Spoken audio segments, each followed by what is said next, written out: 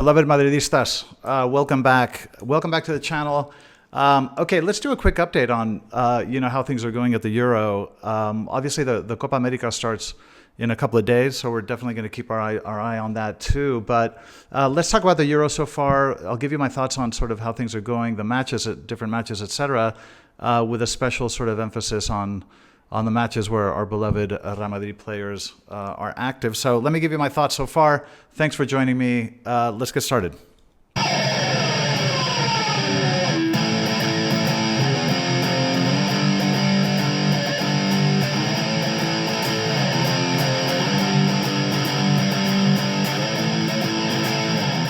Madridistas, welcome back. Okay, let's talk about these matches sort of quickly, and I'll give you my thoughts. And we'll leave the ones with our players towards the end. But let's zip through some of the other ones really quickly. Okay, Poland, Netherlands. So I don't know if you guys saw this. This match was surprising in one way. It was kind of predictable in one way, but surprising in another. Holland, obviously, look, they have more individual skill. They were better in possession. Obviously a much more technical side. Actually, Memphis Depay had a couple of little plays where just, beautiful, beautiful dribbling skills. It wasn't entirely surprising to see that they were a little bit better on the ball, more technical, had more possession. And then the finishing was obviously very mature. Weghorst, came in and, did a wonderful job in that regard. So I don't think there's anything surprising there. And Holland, historically always very competitive. Always a very solid side, and they always sort of, have a very dignified performance. But the one thing I would say is that I thought Poland surprised me because, when they started to wake up, in the latter part of the match, I thought they were really, really impressive. And I don't know if you noticed, but when they would steal the ball, their transition play, they got the ball to the wing so quickly. Some of the long passing was really, really accurate, really beautiful. And then the quality of their crosses, I thought was amazing. I mean, they were putting some real peaches into the box, and the only thing that was kind of missing was a bit of finishing. But I thought Poland were very impressive. I think if they had played a few more minutes, they could have tied it up. So anyway, I thought Holland was sort of in line with expectations. I thought Poland, despite the loss, was surprisingly good. So keep your eye on Poland. Those are my thoughts there. Okay, now Slovenia, Denmark. This was, not dissimilar in the sense that Denmark, always kind of an all-around solid team. They're quite good on the ball. Their players are very decent technically, even in the back lines. So they had they played very well at the beginning. Eriksson, I thought, was doing a very good job, especially in the first sort of 30, 45 minutes, directing play. Obviously they scored first, went up, which wasn't entirely unsurprising. But then as the game went on, Denmark sort of started to slow down. Slovenia started to sort of wake up a little bit. And at that point, Holdund missed a couple of chances, and I think you could just feel Slovenia kind of growing into the match. Oblak was kind of key, keeping them in the match. I think he was quite critical, but eventually, as time went by, Slovenia did start to play quite well. I think in the last 30 minutes, they were the better side. And again, you have the feeling that if they had played a few more minutes, Slovenia could have surprised everyone. So anyway, 1-1, Denmark, I think as expected. Slovenia, a bit dozy at the beginning, but kind of grew into the match. Okay, Italy, Albania. This was kind of interesting. This was the fastest. Albania scored the fastest goal, I think, in Euro history. I think it was 23 seconds, something like that. And they played a few minutes after that were okay, but literally that was it. I think Albania, all of their firepower was used up in the first sort of 15 minutes.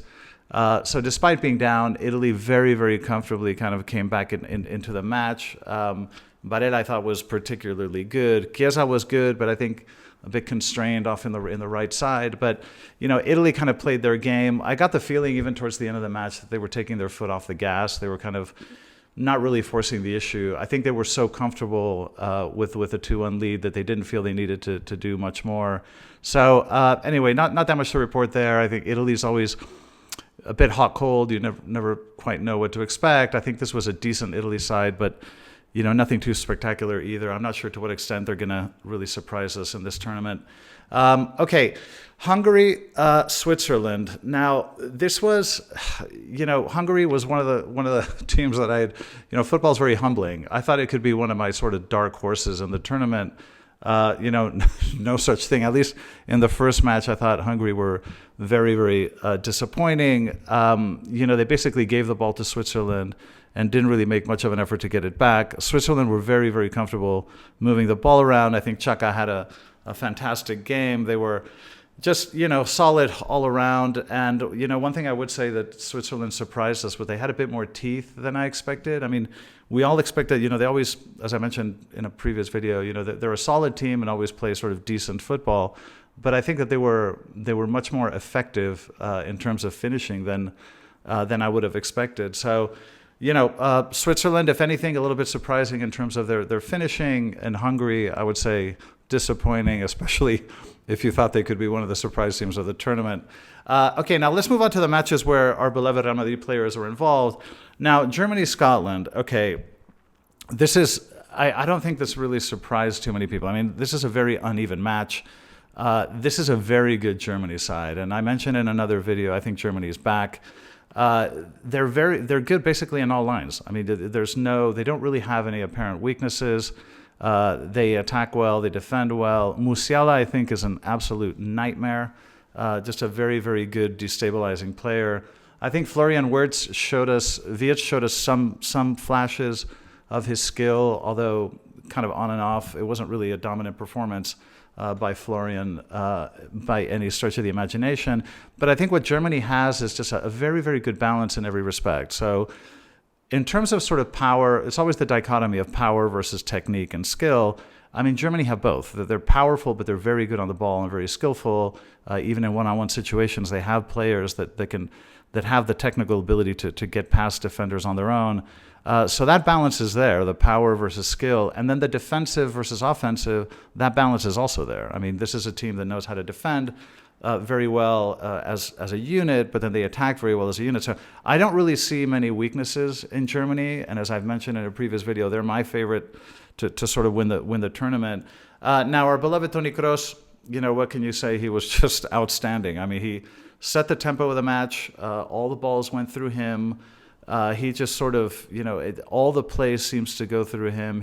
I thought he was sort of flawless, played a magnificent, magnificent match. It just, every time I think about the fact that he's going to stop playing football, I just think it's criminal because, he is playing as well as he's ever played. I mean, there's really, I don't really see any difference between this Toni Kroos and the one, 4 or 5 years ago. So Kroos was absolutely outstanding. Now, Scotland, listen, we have to admit that in matches like this, you just see a team's limitations. When they would when they would manage to steal a ball and push forward in transition, if they managed to connect, one or two good passes, by the time they got into the last third, somebody would inevitably make the sloppy pass, and the whole opportunity was lost. So I think that, if you have any sort of weak links in the chain, these are the tournaments where it becomes very apparent. And when you're playing a team like Germany, these things are going to be exposed. So I just think Scotland, pound for pound, just didn't have the technical ability to retain the ball and to really cause any sort of threat. I thought the only threats would come from set plays,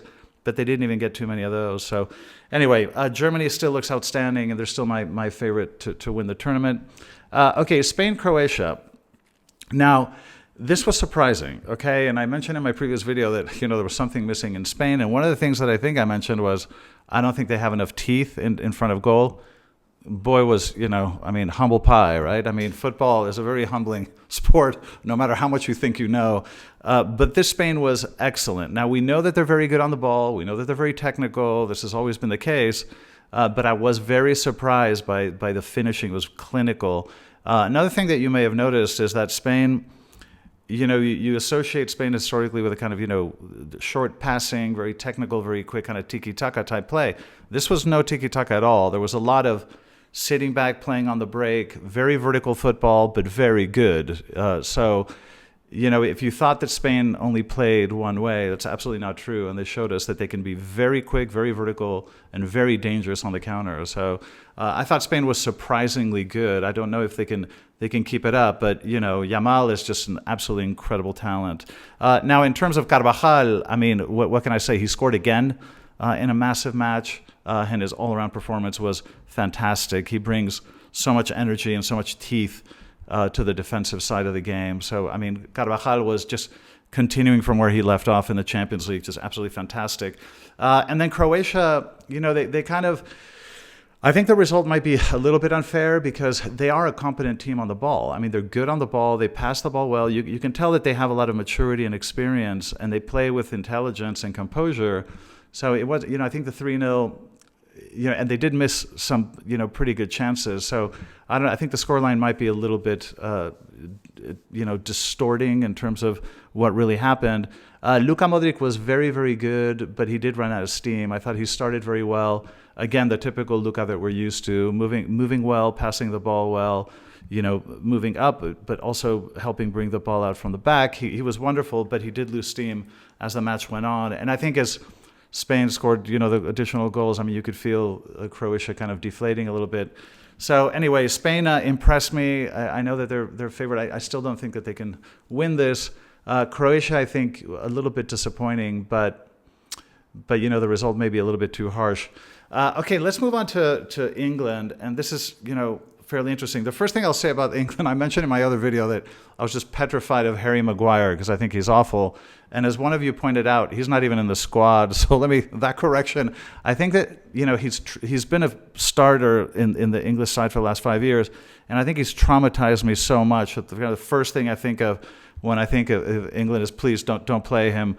But no, he had when they called the squad, he had an injury that they didn't think he could recover from. So he wasn't even in the squad. And thanks for pointing that out. But look, England played a very solid first half. It was almost a little bit too comfortable. I thought that the ball movement was a bit slow. So they didn't create too many clear chances, I think, because the possession was very easy, and I think that they made him a bit lethargic. So there wasn't a lot of quick, surprising passing. It was all a bit predictable, a bit slow, but it's because they were so comfortable. So they completely dominated the first half. Jude's goal was just, typical Jude. I mean, right place, right time. That's what he does. And then, everything sort of, changed in the second half. I mean, Serbia, and I don't know if England's performance in the second half was tactical or if it was kind of, loss of energy and intensity. I don't know if it was a physical thing, but boy, was the second half completely different. Serbia grew into the game, little by little. You did have the feeling that, had the game gone on, they would have tied because they were creating plenty of chances and missing plenty of chances. And I just don't know what happened. England just completely deflated in the second half. Now, in terms of individual performances, now Jude, I'm going to play a little clip, but for those of you that have been following the channel since the beginning, after one of Jude's performances in Madrid, this is what I said to English supporters out there. I said, if you're English, this guy's going to change your life. This is what I said. Have a listen. All right, let's talk about Jude Bellingham as well. If there are any English football supporters out there listening to this man is going to change your life. Okay, you guys have just won the lottery. I have watched the best players in the world at the Bernabeu my entire life. Okay, I've watched the Zidanes, the Cristiano Ronaldos. Jude Bellingham is a transformational player. Okay, he is absolutely transformational. And, they often compare him to Zizou, to Zidane, because he has such an exquisite touch with both his left and his right. His technique is impeccable. But there is another aspect of Jude's play that I think goes unappreciated, and I don't think you capture it very well on TV, but it's something very palpable when you're in the stadium. And so I go to the matches and I watch them in the stadium, then I come back and I watch the match again at home, sort of more calmly, objectively. And there is something that you don't capture about Bellingham on TV, and it's his presence and his physicality. There is a power and an aura around him. He controls more space around him than any other player. It feels like there are two players instead of one. It's very hard to describe, and I don't know how much comes, not a lot of it comes across on TV, but when he runs forward, it feels like a stampede of buffaloes. I mean, he has so much power and so much strength. It's amazing. Look, if you're an English football fan and looking ahead to sort of the Euro, the World Cup, etc., this kid is going to change your life. This is a transformational player that is going to change your luck and is going to bring you a lot of happiness. Mark my words. Okay, I absolutely meant this. I mean, he is a transformational player. His performance, I think, yesterday was just comprehensive. It wasn't just up front, and it wasn't just, running into space and the big. It was also his ability to hold the ball, to dribble around players in tight situations. His defending, how many balls did he steal? And where did he steal them? Some all the way at the front, some all the way in the back. This is just a box-to-box player, unlike very few I've ever seen in my life. I think Jude was outstanding, and I think he is transformational. And I think if anybody is I think England can break this curse that they seem to have in big tournaments. And I think Jude's a winner, and I think he's the guy that's going to do it for you guys. So if England wins, it's going to have a lot to do with Jude. And then, listen, Harry Kane, I wouldn't give him a hard time because he tried. First of all, he was fouled constantly. I can't remember the last time I saw a player get his shirt pulled so many times in one match. I mean, it was surprising he was wearing anything at the end of the match. So I don't blame Harry Kane. He didn't get a lot of good service. Not a lot of good balls got to him. He had to work very, very hard just to touch the ball. And Foden felt very constrained to me. I mean, he's one of the best players in the world, and I just think he's magnificent. But I don't think he had the mobility that I think, just as Jude was given all the room in the world to roam around, I don't think Foden was given the same amount of space because he seemed very confined to one area. So again, I don't really blame that on Foden. I think that's more of a Southgate thing. But anyway, listen, England won, and these are the kind of matches that you have to win. I mean, you can't play spectacularly every single day. Some games you just have to win and move on. It's very early in the tournament. I think the players are still gelling. So I think England's first half is more representative than the second half. And then Serbia, I think they were just very shy in the first half, but they showed us in the second half that if they play with confidence, they're quite a competent, potentially dangerous squad. So anyway, that's where we are so far in terms of, those are my thoughts on the Euro. We'll definitely keep our eye on the Copa America as well, but I just wanted to share these preliminary thoughts with you guys. It's going to get interesting. We've got France today, which is going to be fantastic. We get to watch Kylian. But I'll come back to you in a day or two with my thoughts on the next few matches. But thanks for joining me, as always. And despite it being a Euro, as always, a la Madrid. I'll see you guys soon.